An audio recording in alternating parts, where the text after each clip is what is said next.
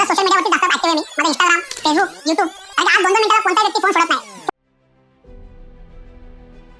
ठाण्यामध्ये बघायला गेलं ना तर प्रत्येक ठिकाणाचं वेगवेगळं एक लोकेशन सेट केलं आहे.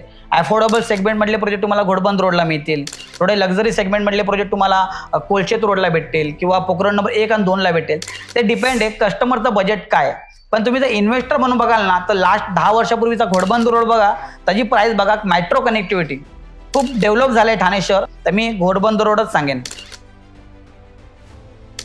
खूप चांगला प्रश्न आहे मॅडम. पैसा हा म्हणजे पैसा तर मॅटर करतोच, पण माझं म्हणणं एवढंच आहे, सक्सेस त्यालाच म्हणतात जेव्हा तुम्ही एखाद्या व्यक्तीला भेटता आणि तो जेव्हा नेक्स्ट टाइम परत त्याला तुम्हाला भेटावं असं वाटणं, हे तुमचं सक्सेस आहे. मला हेच मनास वाटेल की सक्सेस पैसे किती अकाउंटला असून फायदा नाही. सक्सेस तेच आहे, तुमचं काम लोकांपर्यंत पोचलं पाहिजे, लोकांना तुमचं काम आवडलं पाहिजे, हेच सक्सेस आहे बस. की सातत्यपूर्वक काम करा, कन्सिस्टंट काम करा, मेहनत करा. आज माझी पहिली बुकिंग 6 महिन्यानंतर झालेली अंडर कन्स्ट्रक्शनमध्ये. मी तुम्हाला एवढंच सांगेन सगळ्यांना की कंटिन्युअसली काम करत राहा. काय रिझल्ट येईल, बुकिंग होईल ना होईल ते सोडून द्या, ते आपल्या हातात नाही. काम करणं आपल्या हातात आहे.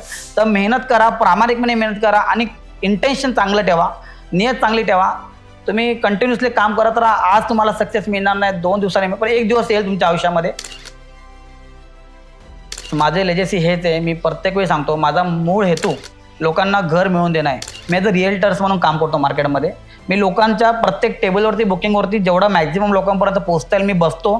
त्यांचे जे काय प्रॉब्लेम आहे ते सॉल्व्ह करतो. ओळख माझी हीच असावी की नागेश सर जेन्युइनली काम करतात आणि जेन्युइनली लोकांना त्यांचं घर मिळवून देतात.